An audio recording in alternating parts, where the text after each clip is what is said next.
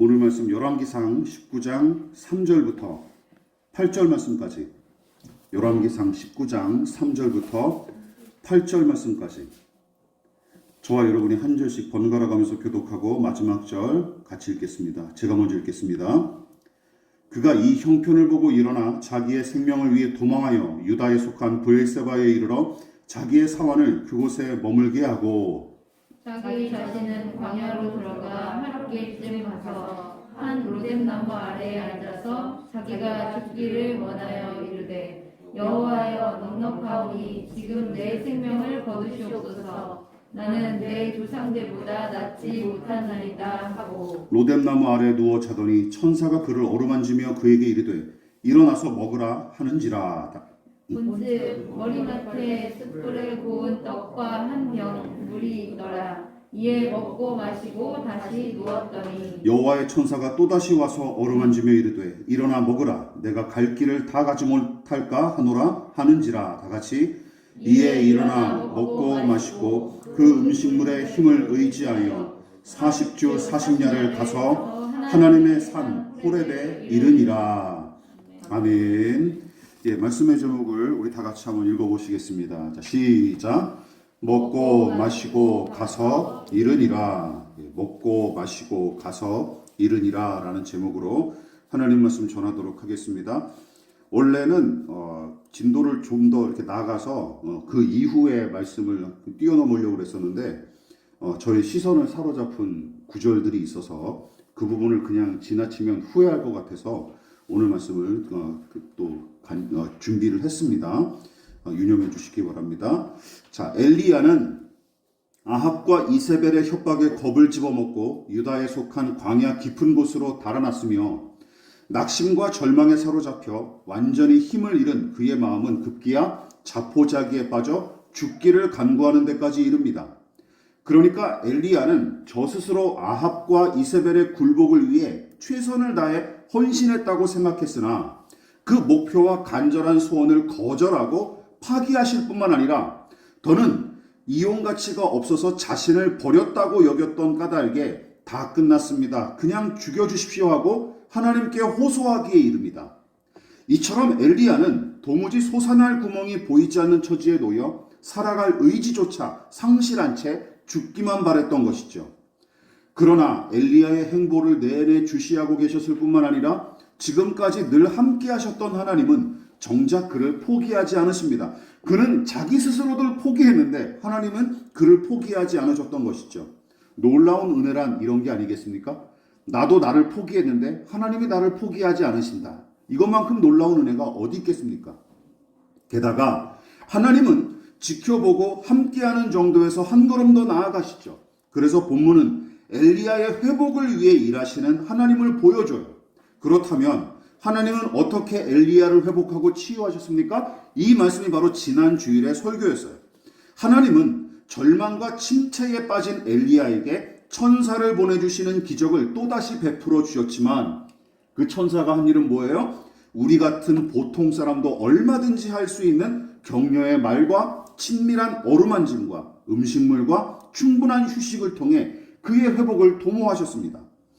그런데 특별할 게 하나도 없고 누구나 할 수 있는 이 방법이 가장 적절한 회복의 방법으로 성경 곳곳에 등장하죠. 난파당한 배 위의 사람들이 감사의 기도를 드리고 빵을 나눠주는 사도 바울과 함께 먹기 시작했을 때, 또한 낙심한 제자들이 부활하신 예수께서 친히 마련하신 아침상으로 허기를 채웠을 때 그들은 모두 살아갈 의지와 소망은 물론이고 하나님을 향한 신뢰를 회복할 수 있었어요. 별다르거나 특별한 비법이 없었습니다. 보십시오. 이게 얼마나 간단한 일입니까? 지치고 상한 몸과 마음, 거기에 우선 필요한 것은 유창한 설교나 신학 서적이 아니었습니다. 따뜻하게 건네는 말 한마디와 등 두드려주기, 손잡아주기, 기쁠 때나 슬플 때나 함께 있어주기, 그리고 비록 소박할지라도 정성스레 마련한 밥상 하나가 더 필요했던 것이죠. 이처럼 엘리야의 회복은 지극히 평범한 일들과 누구나 할 수 있는 작고 소박한 섬김을 통해 시작이 됐어요. 그러나 하나님의 엘리야 회복 프로젝트는 천사표 마사지와 밥 먹이기로 끝나지 않았습니다. 이 사실을 기억하십시오. 그래서 호렙산에 도착한 이야기로 얼른 넘어가기보다는 이 부분을 좀 더 깊이 살피고 묵상할 필요가 있습니다. 특히 제가 지난 한 주간 저에게 별거 아닌 것처럼 보였던 본문의 내용을 그래서 마냥 지나칠 수 없었어요. 자, 그러면 제가 마냥 지나칠 수 없었던 그 내용이 무엇인지 함께 살펴보도록 하겠습니다. 자, 빨간 글씨 읽어볼까요? 시작. 그 음식물의 힘을 의지하여. 우선 우리가 관심을 두고 주목할 내용은 바로 8절이고 그 중에서도 전반부의 내용이 저의 이목을 끌었습니다. 자, 어떤 말씀입니까? 시작. 이에 일어나 먹고 마시고 그 음식물의 힘을 의지하여. 여러분, 하나님께서 침체에 빠진 엘리야를 회복시키기 위해 그 몸의 필요를 중요하게 여기시고 음식물과 그 외의 정서적 요구까지 채우시기에 힘쓰셨다면 우리도 몸의 필요를 외면하거나 무시해서는 절대 안 됩니다. 믿으십니까? 이 사실을 기억해야 돼요.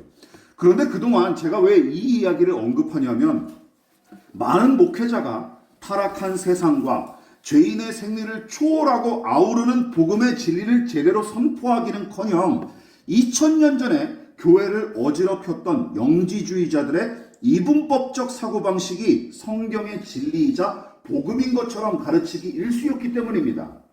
그 대표적인 사례가 무엇인지 아십니까? 종교적인 활동이 직접적으로 이루어지는 특정한 장소와 시간은 거룩하게 여기고 더 나아가 예배와 설교와 전도와 교회 봉사와 같은 종교적인 행위는 무작정 경건한 믿음의 행위로 바라보는 것이죠. 하지만 반대로 종교 활동 이외의 평범한 일상과 생계 유지를 위한 노동과 여가 활동 같은 것은 저속하고 불경한 행위로 간주하며 무시했습니다. 이게 또 한국 교회의 오랜 또 관습 중에 하나였어요. 게다가 성경에서도 무엇보다 이 사람들이 그렇게 강력하게 이 영지주의적인 사고방식을 복음이랍시고 믿었던 것은 성경에 그런 내용이 많기 때문입니다. 영적인 것과 육적인 것, 성령과 육체를 대립적인 관계로 표현한 부분이 꽤 많기 때문이죠. 그래서 세상과 육체에 관계된 일은 다 저급하고 불경하지만 신앙생활과 소위 영적인 문제와 직접적으로 연관된 일은 죄다 고상하고 거룩하게 여기는 신앙관이 교단과 교파를 초월하여 무수한 교회 안에 깊숙이 자리매김하고 여전히 많은 신자에게 지대한 영향을 미치고 있는 것이 현실입니다. 그렇지 않습니까? 우리 주위에 이런 영지주의적인 신앙생활이 널려 있어요. 보십시오. 이게 문제예요. 이게 문제예요. 심지어 자기 몸에 관심을 두고 관리하는 것은 영적인 일과 무관하다며 무시할 뿐만 아니라 먹고 마시는 행위조차도 육신의 일을 쫓는 것처럼 취급하며 죄악시하는 이들이 아직도 적지 않습니다. 그러나 본문은 바로 그런 신앙관과 사고방식을 정면으로 반박을 하죠. 천사가 엘리야에게 갈 길이 아직도 많이 남았다 하고 말한 뒤에 저 먼 호렙산까지 이끌기 위해 제공한 것이 무엇입니까? 하늘에서부터 내려오는 무슨 신령한 기운이에요? 그게 아니라 무엇이죠? 물 한 병과 구운 과자입니다. 물 한 병과 구운 과자예요. 또한 침체와 낙심에 사로잡혀 탈진했던 엘리야는 어떻게 40일 밤낮을 행군하여 호렙산에 당도할 수 있었습니까? 다시 한번 말씀드리지만 구운 과자와 물 한 병 먹고 갔던 거예요. 만나를 먹고 광야 40년을 헤맸던 이스라엘 백성처럼 지금 엘리야가 그 양식을 먹고 40일을 버틸 수 있었던 것이죠. 여러분 기억하십시오. 물론 하나님의 은혜가 호렙산까지 이끄는 결정적인 원동력이었겠지만 본문은 엘리야가 그 음식물의 힘을 의지하여 거기까지 갈 수 있었던 사실을 빼먹지 않습니다. 이 사실을 우리가 유념해야 돼요. 생각해 보십시오. 만일 성경이 천사가 마련한 음식물과 그것을 먹는 행위를 별거 아닌 것처럼 취급했다면 이 내용을 굳이 언급하여 강조할 이유가 하나도 없습니다. 그렇지 않습니까? 언급할 이유가 없어요. 너무나 간단하고 너무나 단순한 구절이에요. 그리고 중요하게 여겨지지가 않아. 음식물 먹은 게 뭐 대단한 일이라고요. 그렇지 않습니까? 근데 굳이 언급한 게 어떤 뜻이 있습니까? 보십시오. 하나님께서 엘리야에게 천사를 보내주시는 기적을 베풀어 주시는 마당에 아합의 마차 앞을 달려갔던 것처럼 여러분 이번에도 호렙산까지 갈 때 차라리 그렇게 가게 하시면 얼마나 좋았을까요? 그렇죠. 더 빨리, 더 쉽게 도착할 수 있었을 거 아닙니까? 근데 왜 굳이 음식물을 굳이 먹이시고 40일 동안 행군하게 하시냐는 것이죠. 굳이 음식물을 준비하여 먹이신 것은 기억하십시다. 엘리야의 영혼만이 아니라 그의 몸도 소중히 여기셨다는 사실을 분명하게 보여주는 거예요. 그의 몸도 소중하게 여기셨다는 사실 말이죠. 여러분 신실한 믿음의 사람 다윗이 쓴 시로 널리 알려진 것은 물론이고 시편 전체를 통틀어도 가장 유명한 시가 바로 시편 23편이죠. 다 아시는 시편이죠. 다윗은 그 시를 통해 목자이신 하나님께서 양과 같은 죄인을 넉넉하고 충분하게 인도하시고 지켜주시는 은혜에 관해 찬송했는데 여러분 지금까지 설교한 내용과 이 교훈이 여기에도 고스란히 담겨있는 사실을 우리가 발견하게 될 것입니다. 자 읽어볼까요? 시작. 그가 나를 푸른 풀밭에 누이시며 쉴만한 물가로 인도하시는도다. 내 영혼을 소생시키시고 자기 이름을 위하여 의의 길로 인도하시는도다. 내가 사망의 음침한 골짜기로 다닐지라도 해를 두려워하지 않을 것은 주께서 나와 함께 하심이라. 주의 지팡이와 막대기가 나를 안위하시나이다. 이 시는 여러모로 연구할 가치가 많은 시예요. 점층법처럼 점점 더 높은 단계로 나아가는 것도 있지만 이 모든 언급한 것들이 바로 하나님의 인도하심과 돌보심을 보여주는 증거죠. 다윗은 하나님을 가리켜서 자신의 영혼을 소생시키시고 그를 의로운 길, 바른 길로 인도하시며 심지어 사망의 음침한 골짜기를 다닐 때도 늘 함께 하시는 분으로 찬송하고 있습니다. 근데 그뿐만이 아닙니다. 시시때때로 푸른 풀밭과 물가로 인도하여 먹이시고 쉬게 하시는 분임을 잊지 마십시오. 이 시에도 이 내용이 들어가 있는 거예요. 이걸 단순히 영적인 내용으로만 해석하면 안 되죠. 실제로도 그러했습니다. 여러분 다윗의 생애를 떠올려 보십시오. 그의 인생이 마냥 슬픔과 아픔으로 도배되었습니까? 반대로 늘 다윗의 인생이 승승장구하고 그의 인생에는 기쁨과 즐거움만 가득했나요? 그렇지도 않습니다. 그도 우리와 별반 다르지 않게 기쁨과 슬픔, 성공과 실패, 어둠과 이름, 만남과 이별, 삶과 죽음, 이 모든 것들이 상반되는 것들이 무수하게 교차되는 인생을 살았어요. 그렇지 않습니까? 그 삶의 전체가 담겨져 있는 고백이 바로 이것이죠. 그럼에도 불구하고 하나님은 나를 푸른 풀밭과 쉴만한 물가로 인도하신 적도 있다 라는 것이죠. 그리고 이것은 단순히 이 생의 안식과 풍요만을 가리키는 게 아닙니다. 다윗은 우리 육체와 이 세계 너머에 있는 완전한 안식과 영원한 생명으로 충만한 하나님의 세계를 신뢰하고 소망했던 게 틀림없어요. 믿으십니까? 거기까지 내다봤던 것이죠. 다시 엘리야의 이야기로 돌아가십시다.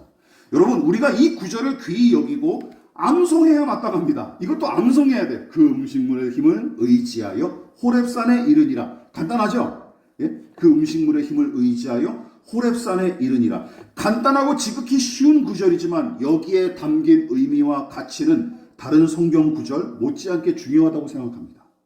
그러므로 우리의 몸의 필요와 우리의 몸과 그 필요를 속된 것으로 여겨 무시하고 외면하도록 부축이 돼 영적이란 말을 입에 달고 사는 신앙은 여러분 기억하십시오. 복음과 거리가 멉니다. 그리고 그런 사람들을 조심하십시오. 죄송합니다. 그런 사람들을 조심하십시오. 영적이라는 말을 입에 달고 사는 사람들을 특히 조심하십시오. 사기꾼이나 아니면 착각하는 사람들이 대부분이에요. 오히려 이단적 가르침에 훨씬 더 가깝다는 사실을 우리는 명심해야 될 것입니다. 영적이다, 신령하다라는 말 달고 사는 사람들 말이죠. 미국의 성공의 사제인 T.C. 해리슨 워런이 우리가 독서 모임에서도 한번 함께 읽었던 책입니다. 오늘이라는 예배라는 책에서 이러한 말을 남겼어요. 제가 읽어보겠습니다. 잘 눈으로 한번 보십시오. 기억에 남는 정말로 훌륭했던 몇 번의 식사와 정말로 끔찍했던 몇 번의 식사가 있었다. 여러분들도 그런 게 있죠? 야, 정말 기가 막히게 맛있었다. 그리고 더럽게 맛없더라. 그런 기억들이 있을 거예요. 그러나 수천 번, 수만 번 먹은 대부분의 식사는 말 그대로 평범했다. 3주 전 점심으로 무엇을 먹었냐고 묻는다면 나는 대답하지 못할 것이다. 그렇지만 그렇게 쉽게 잊히는 보통의 식사가 나에게 영양분을 공급했다. 기억에서 지워진 수천 번의 식사가 오늘의 나를 잊게 했다. 그 식사가 나의 생명을 유지시켜 주었다. 그것이 나의 일용할 양식이었다. 그렇죠?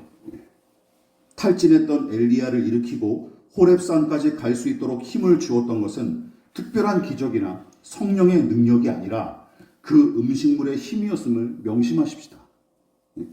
우울감에 사로잡혔거나 침체에 빠져 널브러졌습니까? 그렇다면 매일의 식탁, 소박한 음식, 먹고 마시는 단순한 행위 등 자기 몸을 살피고 그 필요에 귀를 기울여 보십시오. 하나님의 뜻만 쫓겠다면서 그것만 열렬히 영적이다. 그것도 거기도 영적이라는 말이 들어가죠. 그것만 쫓아 살아가지 마시고 내 마음과 내 몸의 소리에도 귀를 기울일 필요가 있다라는 것이죠. 이게 끝이 아닙니다. 호렙산을 향한 엘리야의 여정은 또 다른 귀한 교훈을 우리에게 던져줘요. 자, 같이 한번 또 읽어볼까요? 시작. 갈 길을 다 가지 못할까 하노라. 하나님은 침체에 빠져 널브러진 엘리야에게 천사를 보내셨고 그 천사는 엘리야의 지친 몸과 상한 마음을 회복하기 위해 음식을 먹였을 뿐만 아니라 몸의 기운이 조금씩 올라갈 때까지 천사가 그의 곁에 함께하며 내내 기다리죠. 그런데 중요한 것은 무엇입니까? 천사의 목적은 엘리야를 음식을 먹이고 잠을 재우는 게 아니었습니다.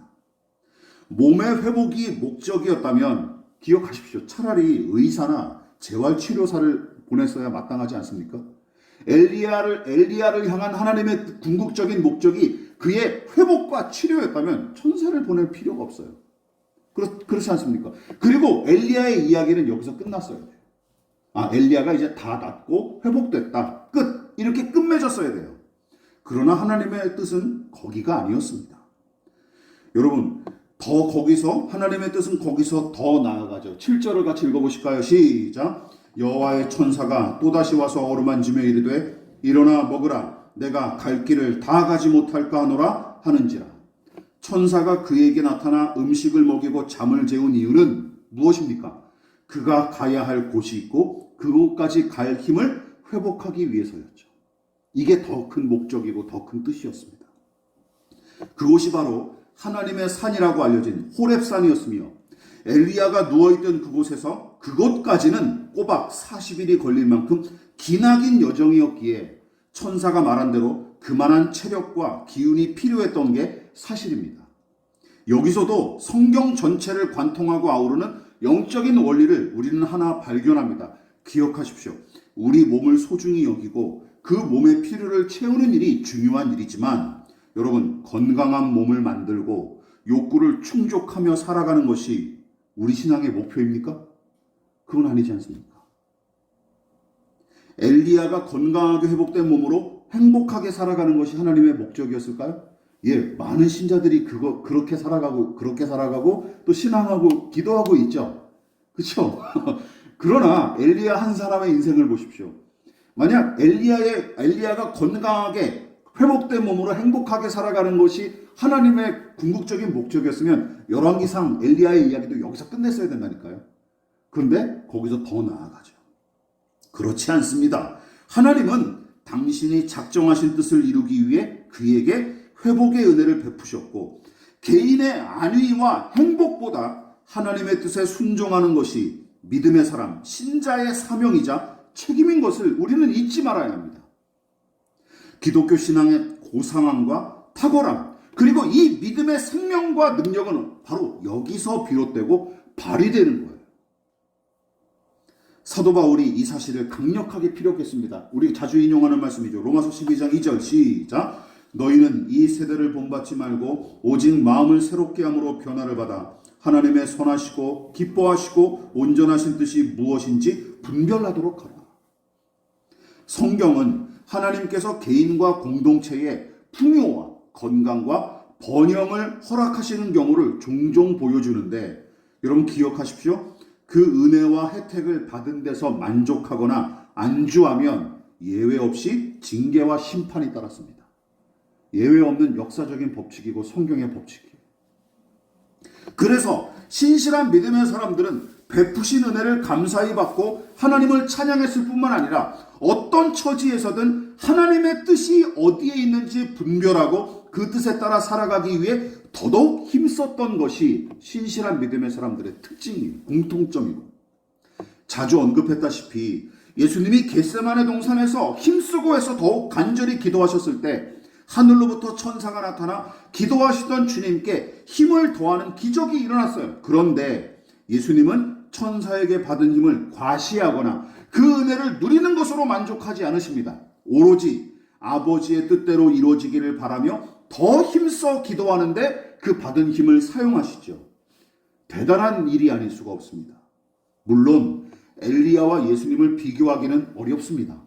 신실하시고 지혜로우신 예수님은 하늘의 은혜를 얻고서도 아버지 하나님의 뜻을 구하기에 힘쓰셨지만 본문의 엘리야는 그럴 만한 지혜나 힘이 없었던 까닭에 하나님께서 천사를 통해 친히 지도하시고 도우신 것이죠. 따라서 엘리야와 별반 다르지 않은 우리는 그가 누렸던 이 은혜를 구할 필요가 있고 더 나아가 하나님의 뜻이 이루어지기를 더욱 간절히 기도했던 예수님처럼 장성한 믿음의 분량까지 자라가기를 바라야 마땅한 것입니다. 이게 바로 우리가 기대하고 기도해야 될 이 제목이라는 것이죠. 또한 마지막으로 저는 하나님의 천사가 엘리야에게 이것저것 지시하는 모습과 함께 엘리야는 천사의 지시에 따라 고지곳대로 움직이는 모습이 인상 깊었어요. 자, 왜냐하면 여러분 18장의 분위기와 사뭇 다르기 때문이에요. 그렇다면 18장과 본문의 다른 점은 무엇입니까? 이제 여러분들도 눈치채셨죠? 18장의 엘리야와 19장의 이 엘리야가 다른 점이 무엇입니까? 이미 먼저 번 설교에서 지적했듯이 18장에서 하나님은 엘리야에게 아합과 만나라 그러면 내가 비를 내리겠다 하고 말씀하셨지만 그 명령이 성에 차지 않았던 엘리야는 제멋대로 우상 선지자들과의 영적 전쟁을 제안했었죠. 그래서 그가 바란 대로 당장은 영적 대결에서 승리를 거뒀으나 정작 아합과 이세벨은 살기등등하게 엘리야를 저주하고 협박했을 뿐입니다. 그리고 엘리야는 그 모습에 깊은 좌절감과 두려움을 느끼고 국경 너머로 도망을 쳤죠. 그런데 19장 본문의 엘리야는 어떤 모습입니까? 내내 투정을 부리다가 제풀에 지친 아이가 마침내 부모님 말씀에 고분고분하게 되는 것처럼 보이죠. 저는 그거를 느꼈어요. 게다가 하나님의 천사가 먹고 마셔라 하고 명령한 대로 먹고 마신 것은 물론이고 가야 할 길을 가라 하는 명령에 따라 마침내 40일 밤낮을 걷고 또 걸어서 호렙산에 당도하죠. 저는 이 부분에서 엘리야를 다시금 순종의 사람으로 세우시기 위해 힘쓰시는 하나님을 발견합니다. 순종의 사람으로 그를 다시 세우시기 위해 힘쓰시는 하나님 말이죠. 무엇보다 아합 앞에 가뭄을 선포하고 그리 시냇가로 은둔하라는 하나님의 명령에 고지곳대로 순종했던 17장의 엘리야가 고스란히 떠올랐어요. 물론 본문의 엘리야는 깊은 침체에 사로잡혔다가 이제야 간신히 빠져나온 상태인 까닭에 탈진한 몸과 상심한 마음만큼이나 그의 믿음도 심히 나약해진 게 사실입니다. 생각해 보십시오. 여러분, 믿음이 나약해진 사람에게 높은 차원의 순종을 기대할 수가 있겠습니까? 그럴 수는 없는 일이죠. 내면에 에너지가 없는데 어떻게 그 힘을 발휘합니까? 여러분 보십시오. 그래서 어떻습니까? 하나님은 로뎀나무 아래 널브러졌던 엘리야를 일으키시자마자 큰 일을 맡기지 않으십니다. 뭐부터 시키시죠? 먹어라, 마셔라, 일어나라, 가라. 간단하고 단순 명료한 명령을부터 시키시는 것이죠. 지극히 간단하고 쉬운 일부터 시작했습니다. 일어나 구운 과자를 먹고 물을 마셔라 하는 천사의 말에 엘리야는 일어나 먹고 마시기를 2번이나 반복했을 뿐만 아니라 그 다음에는 가야 할 길을 가라 하는 말씀에 순종하여 40일 동안 고독한 행군을 감당합니다. 게다가 여기서는 18장처럼 제 생각과 계산을 임의대로 더하는 짓은 이제 더는 등장하지 않죠. 그렇죠? 이제 더는 이제 그런 행동이 없어요. 안 보여요. 오히려 17장처럼 주어진 명령에 오롯이 순종할 뿐입니다. 그도 그럴 것이 이미 진작에 지난 실패를 경험해봤고 지금은 명령하신 말씀 그 이상으로 무엇을 생각하거나 시도할 여력도 남아있지 않았기 때문입니다. 그래서 하나님은 쉽고 간단한 일부터 다시 시작하도록 은혜를 베푸신 것이죠. 지금 다시 훈련 코스에 돌입하기 시작한 거예요. 하나님의 조치가 얼마나 정확한지 보십시오. 또한 엘리야의 상태와 그 수준을 온전히 헤아리시고 조치하신 모습을 보십시오. 광야에 세워진 순종의 학교. 엘리야는 그 과정에서 제멋대로 행했다가 유급을 당했으나 하나님은 그를 다시 순종의 사람으로 세우시고 회복하기 위해 뭐부터 시작하신 거예요? 작은 명령부터 순종하도록 조치하신 것입니다. 왜냐하면 기억하십시오. 하나님은 우리가 감당하지 못하는 일을 맡기지 않으실 뿐만 아니라 큰 것에 순종하고 큰 것에 충성하고 순종하기 위해서는 뭐부터 배워야 돼요? 작은 것부터 순종하는 법을 배우고 훈련하는 것이 우선이기 때문입니다. 믿으십니까? 이게 성경의 이치죠. 말씀을 마무리하도록 하겠습니다. 기억하십시오. 엘리야처럼 실패와 침체를 겪지 않은 사람은 아무도 없습니다.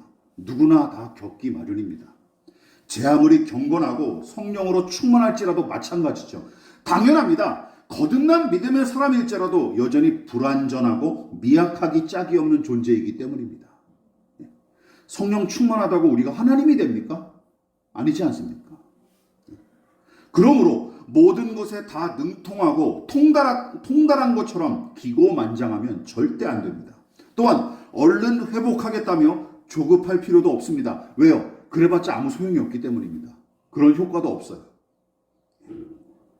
회복의 지름길이란 없습니다. 그럴 수도 없는 존재가 인간이기 때문이죠. 여러분 혹시 침체에 빠져 아무 의욕 없이 살아가고 신앙하는 중이라면 본문의 내용을 곱씹어 묵상하고 적용해 보시기를 부탁을 드리겠습니다. 세상 모든 만물과 만사의 주인이 하나님이시고 우리 몸의 본래 주인이자 소유권자도 하나님이시지만 여러분 각자의 몸과 마음을 관리하고 선하게 사용하는 일은 우리 각자의 몫이자 책임임을 또한 명심해야 될 것입니다. 또한 하나님은 엘리야의 회복과 치유에서 만족하지 않으셨습니다. 그에게는 아직도 가야 할 길과 해야 할 일이 남아 있었어요. 하나님께서 작정하신 뜻을 분별하고 순종할 책임이 남았던 것이죠.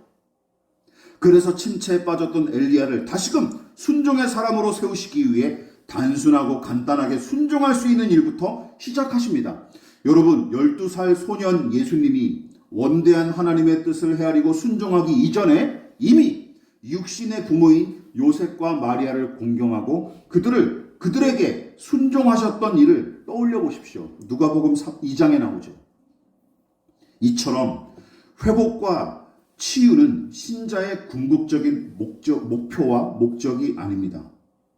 저의 뜻이 아니라 아버지의 뜻이 이루어지기를 원합니다 하신 예수님의 기도가 바로 우리 신앙이 지향하고 추구해야 할 궁극적인 목적이자 최종 목표 지점이에요.